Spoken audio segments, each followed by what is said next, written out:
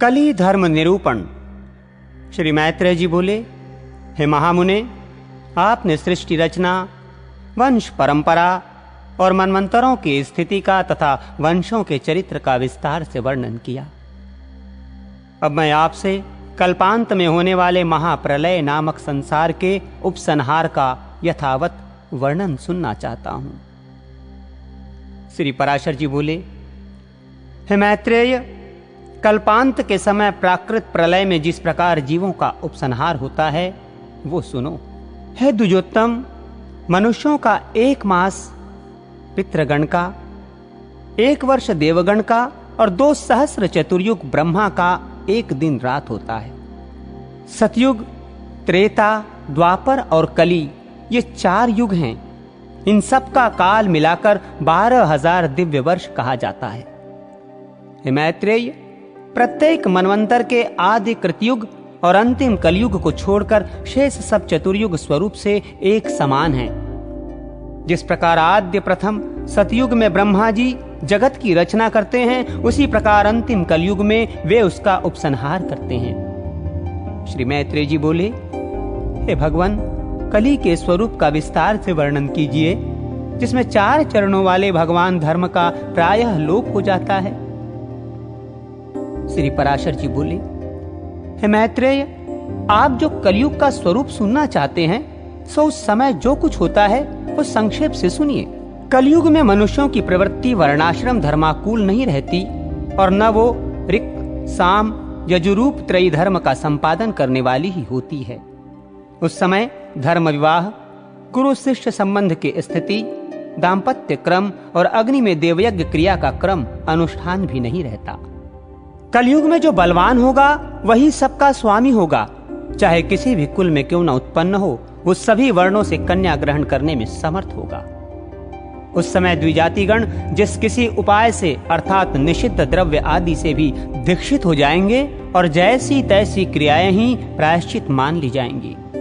हे द्विज, कलयुग में जिसके मुख से जो कुछ निकल जाएगा वही शास्त्र समझा जाएगा। उस समय सभी भूत प्रेत मशान आदि देवता होंगे और सभी के सब आश्रम होंगे। उपवास, तीर्थाटनादि, काय क्लेश, धन दान तथा तप आदि अपनी रुचि के अनुसार अनुष्ठान किए हुए ही धर्म समझे जाएंगे। कलयुग में अल्प धन से ही लोगों को धनाढ्यता का गर्व हो जाएगा और केशों से ही स्त्रियों को सुंदरता का अभिमान होगा। उस समय सुवर्ण, मणि, रत्न और वस्त्रों के क्षीण हो जाने से स्त्रियां केश कलापों से ही अपने को विभूषित करेंगी। जो पति धनहीन होगा उसे स्त्रियां छोड़ देंगी। कलयुग में धनवान पुरुष ही स्त्रियों का पति होगा। जो मनुष्य चाहे वो कितना ही निंद्य हो, अधिक धन देगा वही लोगों का स्वामी होगा। ये धन दान का संबंध ही स्वामित्व का कारण होगा, कुलीनता का नहीं। कली में सारा द्रव्य संग्रह घर बनाने में ही समाप्त हो जाएगा, दान पुण्यादि में नहीं। बुद्धि धन संचय में ही लगी रहेगी, आत्मज्ञान में नहीं। सारी संपत्ति अपने उपभोग में ही नष्ट हो जाएगी, उससे अतिथि सत्कार आदि न होगा। कलिकाल में स्त्रियां सुंदर पुरुष की कामना से स्वेच्छाचारिणी होंगी तथा पुरुष अनन्यायोपार्जित धन के इच्छुक होंगे। हे द्विज, कलयुग में अपने सुहृदों के प्रार्थना करने पर भी लोग एक एक दमड़ी के लिए भी स्वार्थ हानि नहीं करेंगे। कली में ब्राह्मणों के साथ शूद्र आदि समानता का दावा करेंगे और दूध देने के कारण ही गौओं का सम्मान होगा। उस समय संपूर्ण प्रजा क्षुधा की व्यथा से व्याकुल हो प्रायः अनावृष्टि के भय से सदा आकाश की ओर दृष्टि लगाई रहेगी। मनुष्य अन्न का अभाव होने से तपस्वियों के समान केवल कंद मूल और फल आदि के सहारे ही रहेंगे तथा अनावृष्टि के कारण दुखी होकर आत्मघात करेंगे। कलयुग में असमर्थ लोग सुख और आनंद के नष्ट हो जाने से प्रायः सर्वदा दुर्भिक्ष तथा क्लेश ही भोगेंगे। कली के आने पर लोग बिना स्नान किए ही भोजन करेंगे, अग्नि देवता और अतिथि का पूजन न करेंगे और न पिंडोदक क्रिया ही करेंगे। उस समय की स्त्रियां विषय लोलुप, छोटे शरीर वाली, अति भोजन करने वाली, अधिक संतान पैदा करने वाली और मंदभाग्या होंगी। वे दोनों हाथों से सिर खुजलाती हुई अपने गुरुजनों और पतियों के आदेश का अनादर पूर्वक खंडन करेंगी। कलयुग की स्त्रियां अपना ही पेट पालने में तत्पर, शुद्र चित्त वाली, शारीरिक शौच से हीन तथा कटु और मिथ्या भाषण करने वाली होंगी। उस समय की कुलांगनाएं निरंतर दुष्चरित्र पुरुषों की इच्छा रखने वाली एवं दुराचारिणी होंगी तथा पुरुषों के साथ असद व्यवहार करेंगी। ब्रह्मचारी गण वैदिक व्रत आदि से हीन रहकर ही वेदाध्ययन करेंगे तथा गृहस्थ गण न तो हवन करेंगे और न सत्पात्र को उचित दान ही देंगे। वानप्रस्थ वन के कंद मुलादि को छोड़कर ग्राम्य भोजन को स्वीकार करेंगे और सन्यासी अपने मित्रादि के स्नेह बंधन में ही बंधे रहेंगे। कलयुग के आने पर राजा लोग प्रजा की रक्षा नहीं करेंगे, बल्कि कर लेने के बहाने प्रजा का ही धन छीनेंगे। उस समय जिस जिस के पास बहुत से हाथी, घोड़े और रथ होंगे वो ही राजा होगा तथा जो शक्तिहीन होगा वो ही सेवक होगा। वैश्यगण कृषि वाणिज्य आदि अपने कर्मों को छोड़कर शिल्पकारी आदि से जीवन निर्वाह करते हुए शूद्र वृत्तियों में ही लग जाएंगे। आश्रमादि के चिन्ह से रहित अधम शूद्रगण संन्यास लेकर भिक्षा वृत्ति में तत्पर रहेंगे और लोगों से सम्मानित होकर पाषंड वृत्ति का आश्रय लेंगे। प्रजाजन दुर्भिक्ष और कर की पीड़ा से अत्यंत उपद्रव युक्त और दुखित होकर ऐसे देशों में चले जाएंगे जहां गेहूं और जौ की अधिकता होगी। उस समय वेद मार्ग का लोप, मनुष्यों की पाषंड की प्रचुरता और अधर्म की वृद्धि हो जाने से प्रजा की आयु अल्प हो जाएगी। लोगों के शास्त्र विरुद्ध घोर तपस्या करने से तथा राजा के दोष से प्रजाओं की बाल्यावस्था में मृत्यु होने लगेगी। कली में 5, 6 अथवा 7 वर्ष के स्त्री और 8, 9 या 10 वर्ष के पुरुषों के ही संतान हो जाएगी। 12 वर्ष की अवस्था में ही लोगों के बाल पकने लगेंगे और कोई भी व्यक्ति 20 वर्ष से अधिक जीवित न रहेगा। कलयुग में लोग मंदबुद्धि, व्यर्थ चिन्ह धारण करने वाले और दुष्ट चित्त वाले होंगे, इसलिए वे अल्पकाल में ही नष्ट हो जाएंगे। मैत्रेय, जब जब धर्म की अधिक हानि दिखलाई दे तभी तभी बुद्धिमान मनुष्य को कलयुग की वृद्धि का अनुमान करना चाहिए। मैत्रेय, जब जब पाषंड बढ़ा हुआ दिखे तभी तभी महात्माओं को कलयुग की वृद्धि समझनी चाहिए। जब जब वैदिक मार्ग का अनुसरण करने वाले सत्पुरुषों का अभाव हो तभी तभी बुद्धिमान मनुष्य कली की वृद्धि हुई जाने। मैत्रेय, जब धर्मात्मा पुरुषों के आरंभ किए हुए कार्यों में असफलता हो तब पंडित जन कलयुग की प्रधानता समझे। जब जब यज्ञों के अधीश्वर भगवान पुरुषोत्तम का लोग यज्ञों द्वारा यजन न करें तब तब कली का प्रभाव ही समझना चाहिए। जब वेदवाद में प्रीति का अभाव हो और पाषंड में प्रेम हो तब बुद्धिमान प्राज्ञ पुरुष कलयुग को बढ़ा हुआ जाने। मैत्रेय, कलयुग में लोग पाषंड के वशीभूत हो जाने से सबके रचयिता और प्रभु जगतपति भगवान विष्णु का पूजन नहीं करेंगे। हे विप्र, उस समय लोग पाषंड के वशीभूत होकर कहेंगे, इन देव, द्विज, वेद और जल से होने वाले शौचादि में क्या रखा है। हे विप्र, कली के आने पर वृष्टि अल्प जल वाली होगी, खेती थोड़ी उपज वाली होगी और फलादि अत्यंत सार युक्त होंगे। कलयुग में प्रायः सन के बने हुए सबके वस्त्र होंगे, अधिकतर शमी के वृक्ष होंगे और चारों वर्ण बहुधा शूद्रवत हो जाएंगे। कली के आने पर धान्य अत्यंत अणु होंगे, प्रायः बकरियों का ही दूध मिलेगा और उशीर खस ही एकमात्र अनुलेपन होगा। हे मुनिश्रेष्ठ, कलयुग में सास और ससुर ही लोगों के गुरुजन होंगे और हृदय हारिणी भार्या तथा साले ही सुहृदय होंगे।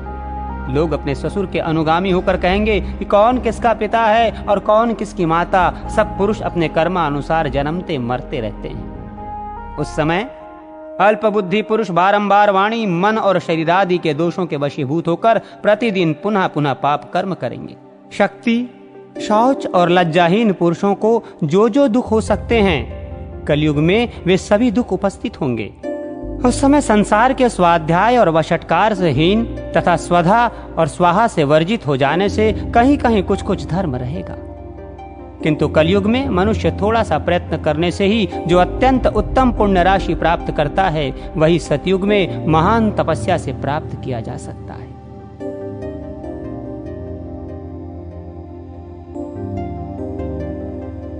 श्री व्यास जी द्वारा कलयुग, शूद्र और स्त्रियों का महत्व वर्णन।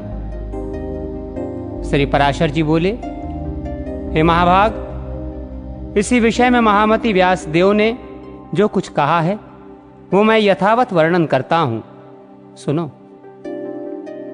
एक बार मुनियों में परस्पर पुण्य के विषय में ये वार्तालाप हुआ कि किस समय में थोड़ा सा पुण्य भी महान फल देता है और कौन उसका सुखपूर्वक अनुष्ठान कर सकते हैं। हे मैत्रेय, वे समस्त मुनिश्रेष्ठ इस संदेह का निर्णय करने के लिए महामुनि व्यास जी के पास ये प्रश्न पूछने गए।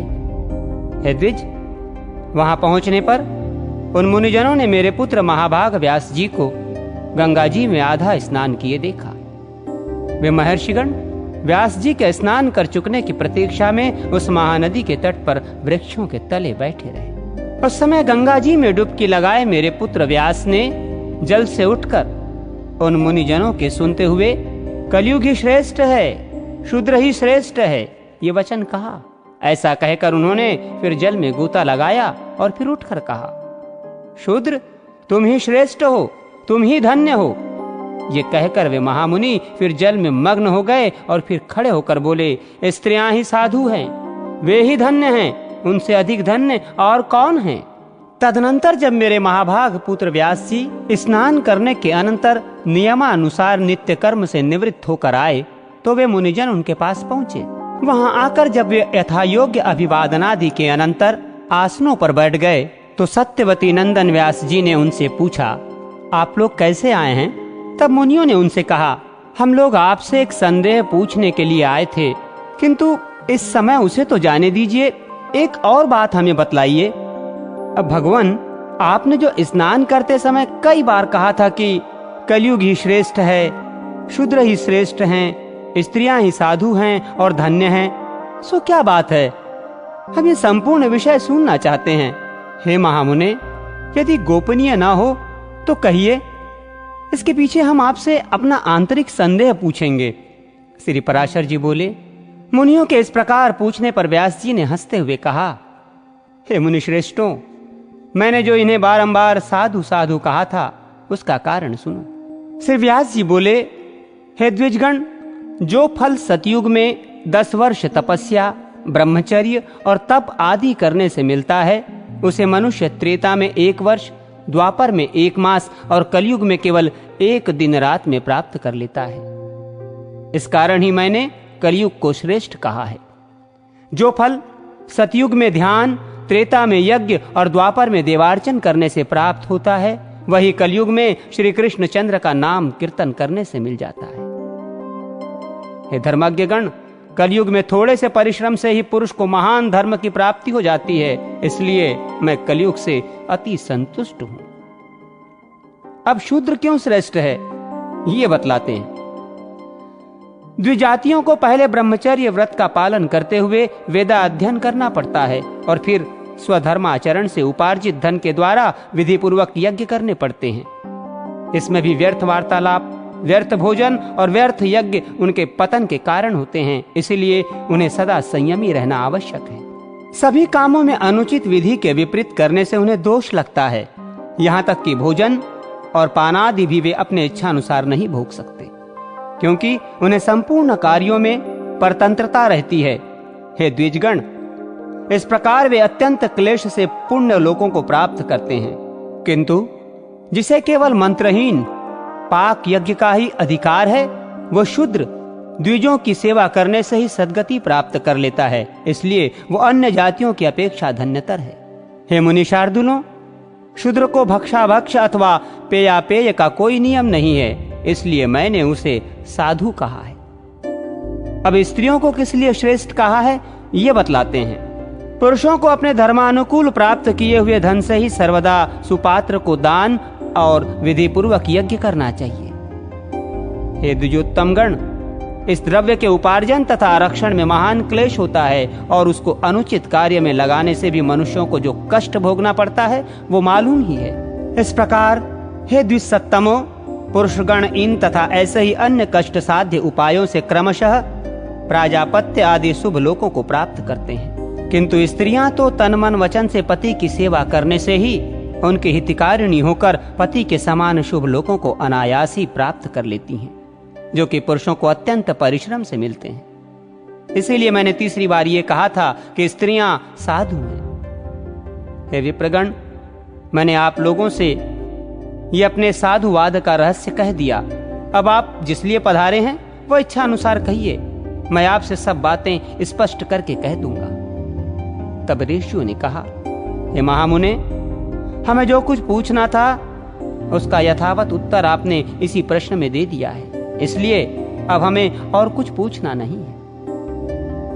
श्री पराशर जी बोले, तब मुनिवर कृष्ण द्वैपायन ने विस्मय से खिले हुए नेत्र वाले उन समागत तपस्वियों से हंसकर कहा, मैं दिव्य दृष्टि से आपके इस प्रश्न को जान गया था, इसलिए मैंने आप लोगों के प्रसंग से ही साधु साधु कहा था। जिन पुरुषों ने गुणरूप जल से अपने समस्त दोष धो डाले हैं, उनके थोड़े से प्रयत्न से ही कलयुग में धर्म सिद्ध हो जाता है। हे द्विज श्रेष्ठों, शूद्रों को द्विज सेवा परायण होने से और स्त्रियों को पति की सेवा मात्र करने से ही अनायास धर्म की सिद्धि हो जाती है। इसलिए मेरे विचार से ये तीनों धन्यतर हैं, क्योंकि सत्य युगादि आदि 3 युगों में भी द्विजातियों को ही धर्म संपादन करने में महान क्लेश उठाना पड़ता है। हे धर्मज्ञ ब्राह्मणों, इस प्रकार आप लोगों का जो अभिप्राय था वो मैंने बिना आपके पूछे ही कह दिया। अब और क्या करूं? श्री पराशर जी बोले, तदनंतर उन्होंने व्यास जी का पूजन कर उनकी बारंबार प्रशंसा की और उनके कथनानुसार निश्चय कर जहां से आए थे वहां चले गए। हे महाभाग मैत्रेय जी, आपसे भी मैंने ये रहस्य कह दिया। इस अत्यंत दुष्ट कलयुग में यही एक महान गुण है कि इस युग में केवल कृष्णचंद्र का नाम संकीर्तन करने से ही मनुष्य परम पद प्राप्त कर लेता है। अब आपने मुझसे जो संसार के उपसंहार, प्राकृत प्रलय और अवान्तर प्रलय के विषय में पूछा था वो भी सुनाता हूँ। निमेषादि कालमान तथा नैमित्तिक प्रलय का वर्णन। श्री पराशर जी बोले, संपूर्ण प्राणियों का प्रलय नैमित्तिक, प्राकृतिक और आत्यंतिक 3 प्रकार का होता है। उनमें से जो कल्पांत में ब्राह्म प्रलय होता है वो नैमित्तिक, जो मोक्ष नामक प्रलय है वो आत्यंतिक, और जो 2 परार्ध के अंत में होता है वो प्राकृत प्रलय कहलाता है। श्री मैत्रेय जी बोले, भगवान आप मुझे परार्ध की संख्या बतलाइए जिसको दूना करने से प्राकृत प्रलय का परिमाण जाना जा सके। श्री पराशर जी बोले, हे द्विज, 1 से लेकर क्रमशः 10 गुण गिनते गिनते जो 18वीं बार गिनी जाती है वो संख्या परार्ध कहलाती है। हे द्विज, इस परार्ध की दूनी संख्या वाला प्राकृत प्रलय है। उस समय ये संपूर्ण जगत अपने कारण अव्यक्त में लीन हो जाता है। मनुष्य का निमेष ही एक मात्रा वाले अक्षर के उच्चारण काल के समान परिमाण वाला होने से मात्रा कहलाता है।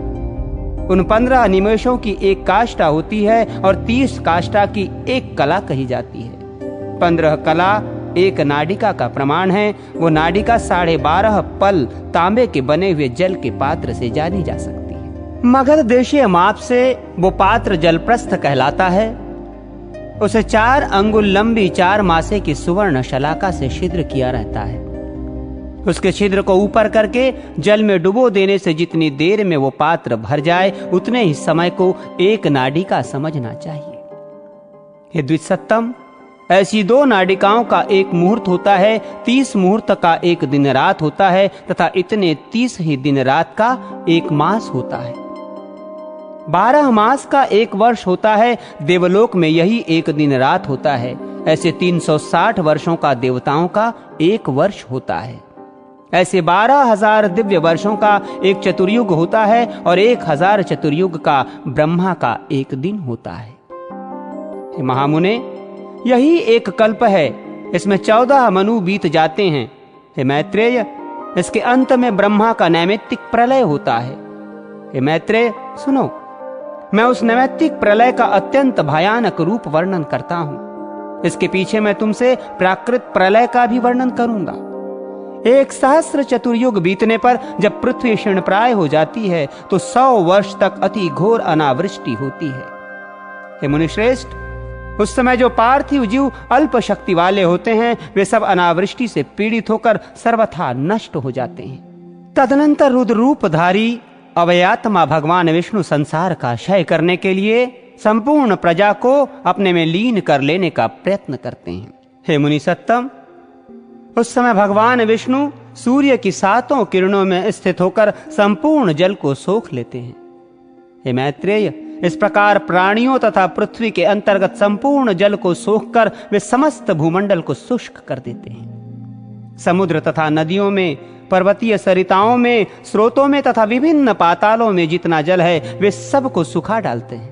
तब भगवान के प्रभाव से प्रभावित होकर तथा जलपान से पुष्ट होकर वे सातों सूर्य रश्मियां 7 सूर्य हो जाती हैं। हे द्विज, उस समय ऊपर नीचे सबोर दैवीप्यमान होकर वे सातों सूर्य पाताल पर्यंत संपूर्ण त्रिलोकी को भस्म कर डालते हैं।